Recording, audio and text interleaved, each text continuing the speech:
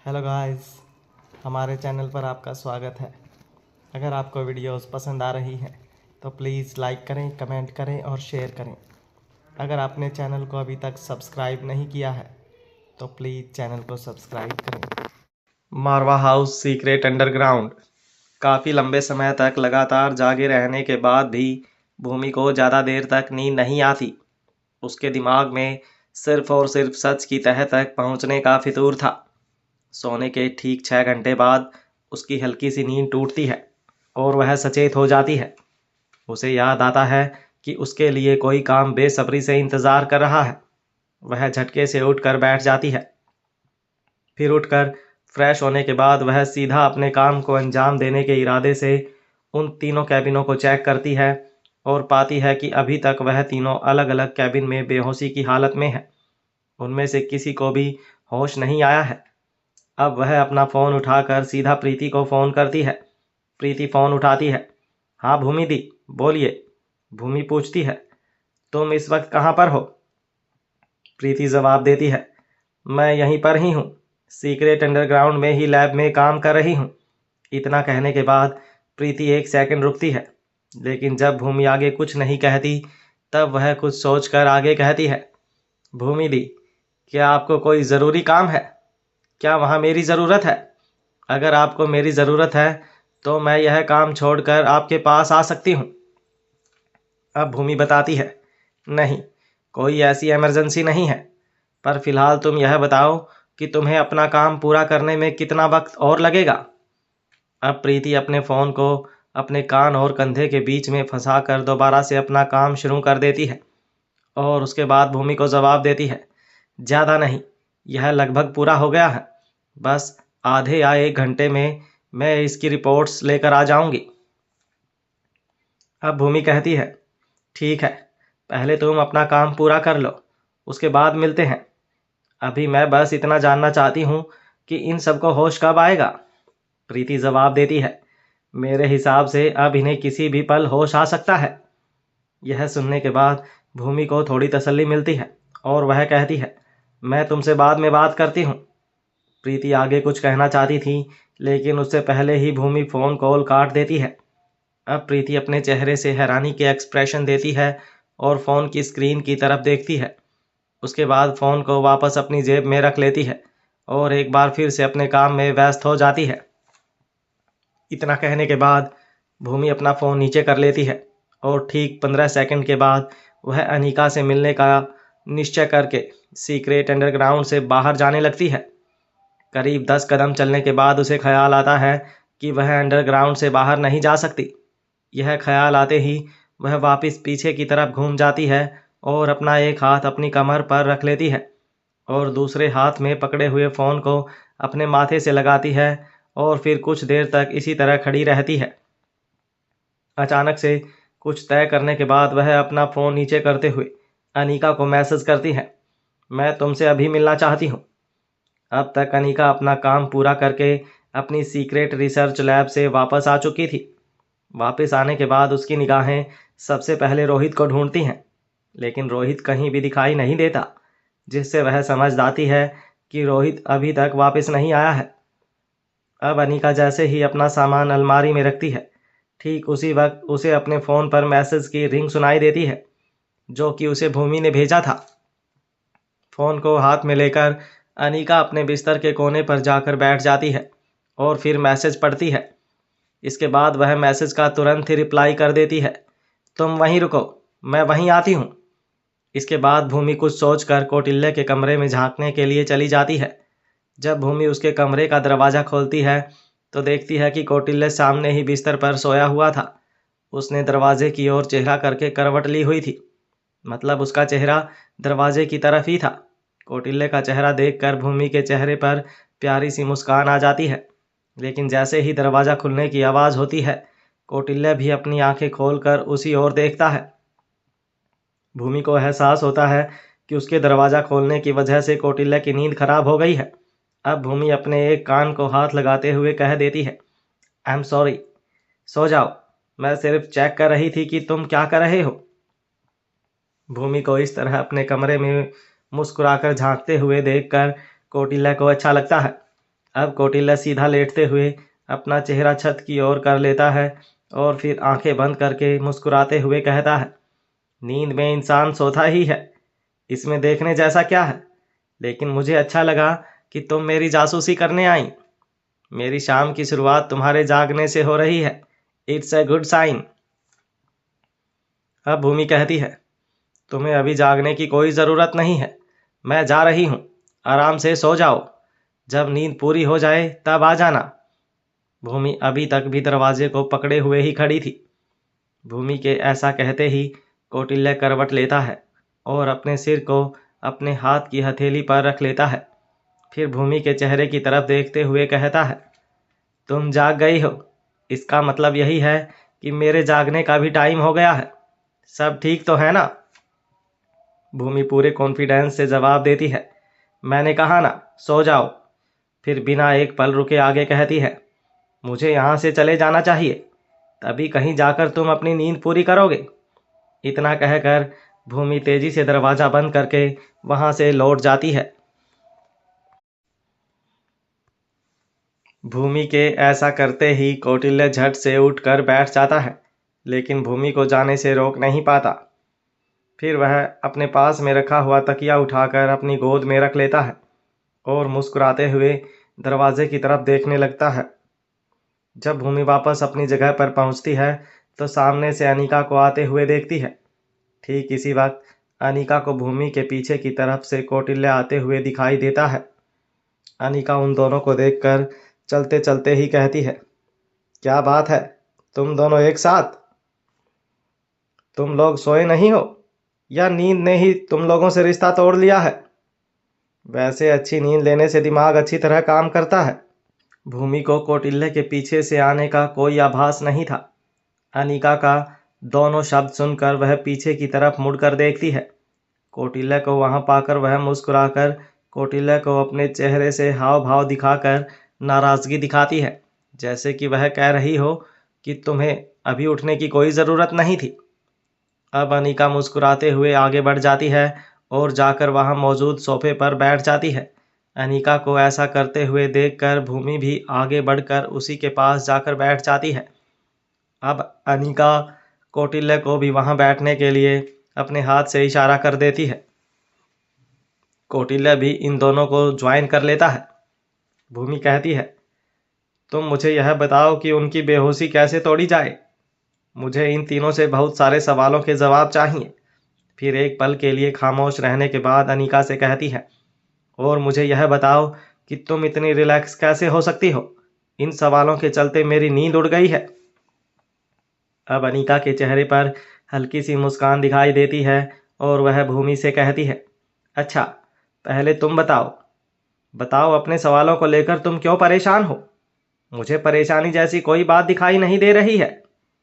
अनिका की यह बात सुनकर भूमि अपनी भौहें चढ़ाते हुए कहती है, यह कैसी बातें कर रही हो?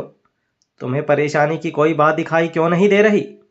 वह लड़की जो हमें पहले डिपार्टमेंट की हैकर लग रही थी, वही लड़की जो बाद में हमें तुम्हारी सेफ्टी साइबर सिक्योरिटी टीम की मेंबर लग रही थी, वही लड़की जो दमयंती देवी की खास खिलाड़ी भी है, अब वह हमारे पास है।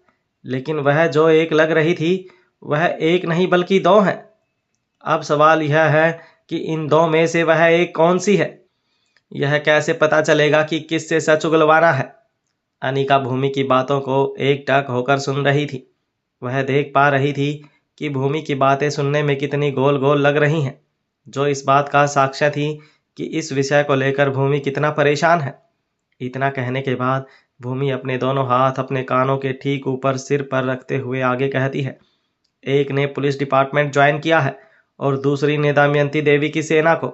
बताओ, कैसे पता चलेगा कि इनमें से कौन सही है और कौन गलत, या फिर दोनों ही गलत है? अब कौटिल्य कहता है, दो लोगों के चेहरों में इतनी सिमिलरिटी होना साफ दिखाता है कि यह दोनों जुड़वा हैं और इसी बात का यह फायदा उठा रही थी। अथवा यह भी संभव है कि यह दोनों सगी बहनें हों, क्योंकि जुड़वा कभी कभी सगे भाई या बहनों में इस तरह के चेहरे देखने को मिल जाते हैं। मेरे हिसाब से यह दोनों ही दोषी हैं। अब भूमि कहती है, पहले तो मुझे लगा कि वह एक ही है। जब हम उसे मॉरिशस में पकड़ने में कामयाब हो गए तब भी छठी इंद्री के अनुसार वह अपने घर में ही मौजूद थी। उस वक्त मुझे ऐसा लगा जैसे कि उसने हमें बेवकूफ़ बनाने के लिए विजुअल इम्पैक्ट का इस्तेमाल किया है। इसी बात को बीच में काट कर कौटिल्य भूमि की बात पर सहमति जताते हुए कहता है, बड़ी ही हैरानी की बात है कि उन दोनों ने लोगों को कभी भी इस बात का एहसास नहीं होने दिया कि वह दो हैं, जिससे यह कहा जा सकता है कि वह दोनों मिली हुई हैं। जब एक ग्राउंड पर होती है तो दूसरी अंडरग्राउंड हो जाती है, या फिर दिल्ली से दूर। अब भूमि बात को आगे बढ़ाते हुए कहती है, हाँ बिल्कुल सही।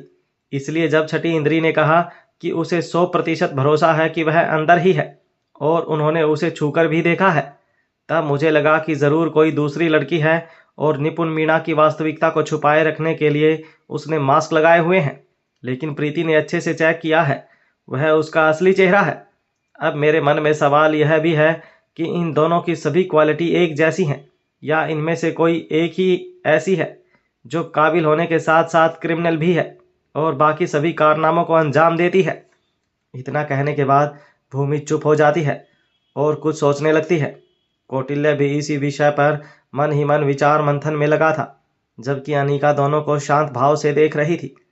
कुछ देर की खामोशी के बाद जब अनिका को लगता है कि भूमि और कौटिल्य के सवाल खत्म हो गए हैं, तब वह कहती है, अपने अपने दिमाग को थोड़ा आराम दो।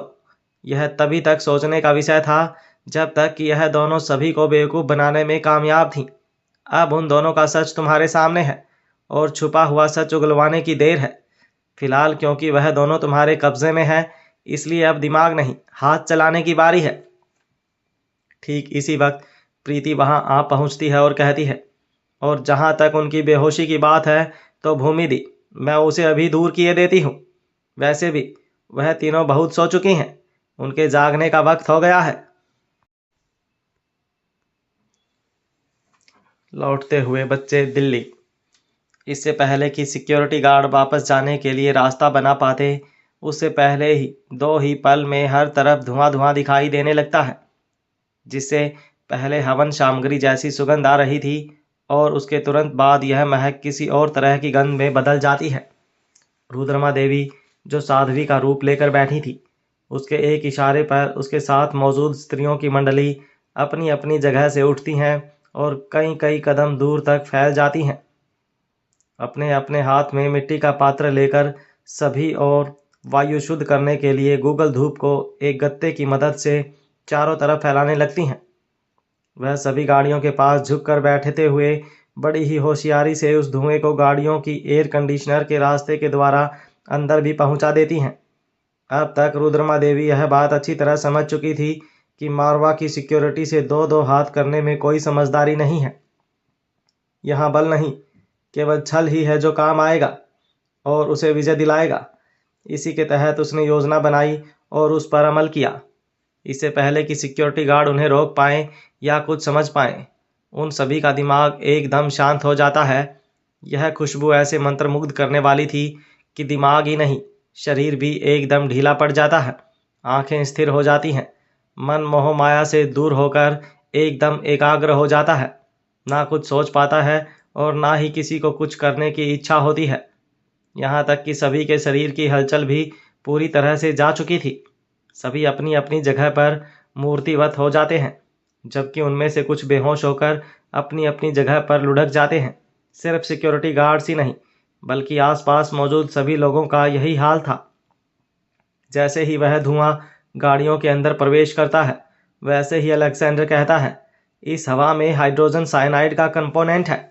अलेक्जेंडर की बात अलग अलग गाड़ियों में बैठे हुए रिया और आर्यन भी सुन रहे थे। वह तीनों ब्लूटूथ के जरिए से एक दूसरे से कनेक्टेड थे। इतना सुनने के बाद रिया और आर्यन भी अपनी अपनी जगह पर लुढ़क कर बेहोश हो जाते हैं। बिल्कुल यही स्थिति अपनी गाड़ी में अलेक्जेंडर की थी। रुद्रमा देवी और उसके साथ आई हुई स्त्रियों ने अपने मुंह नाक को विशेष प्रकार के मास्क से ढक लिया था। रुद्रमा देवी तेज गति से अपनी जगह से उठ खड़ी होती हैं और सीधा उन 3 गाड़ियों के पास पहुंच जाती है जिनमें बच्चे थे। रुद्रमा देवी की यति और गति को देखकर कोई नहीं कह सकता था कि उसकी उम्र किस पड़ाव पर है। उसका व्यवहार और शरीर की फुर्ती किसी भी नौजवान के शरीर को लज्जित कर सकती थी। वह अपनी सिपाहियों से कहती है, तुम्हारे पास सिर्फ 30 सेकंड है। इन गाड़ियों की छत को काट कर रिया को बाहर निकालो। इन दरवाज़ों को खोलने की कोशिश में हम अपना वक्त बर्बाद नहीं कर सकते। वैसे भी हमारे पास यहाँ से जाने के लिए सिर्फ 2 मिनट का समय है। जल्दी करो।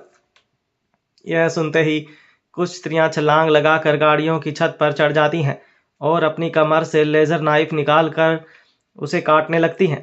तभी उनमें से एक स्त्री रुद्रमा देवी से कहती है, इनमें बच्चों को चोट आ सकती है। अब रुद्रमा देवी जवाब देती है, सिर्फ चोट आएगी, मरेंगे नहीं। जितना कहा है भावहीन होकर उतना ही करो। यह कोई सामान्य प्रकार का हथियार नहीं था। इसकी मदद से कुछ ही सेकंड में मोटे से मोटे व बड़े से बड़े पेड़ को काट कर जमीन पर गिराया जा सकता था। मजबूत से मजबूत धातु को पलक झपकते ही काटा जा सकता था। जैसे ही पहली गाड़ी की छत कटती है, तभी उस पर मौजूद स्त्री कहती है, इसमें आर्यन मौजूद है, क्या इसे भी ले चलें? रुद्रमा देवी जवाब देती है, ज़्यादा लालच अच्छा नहीं होता। योजना के लिए जितना पर्याप्त है सिर्फ उतना ही लेकर चलो। अब तक दूसरी गाड़ी की छत भी पूरी तरह से कट चुकी थी। रिया इसी में मौजूद थी। उस छत पर खड़ी स्त्री रुद्रमा देवी से कहती है, रिया मिल गई है। रुद्रमा देवी कहती हैं, उसे निकालो और चलो। अब हमारे पास सिर्फ 65 सेकंड ही बाकी हैं।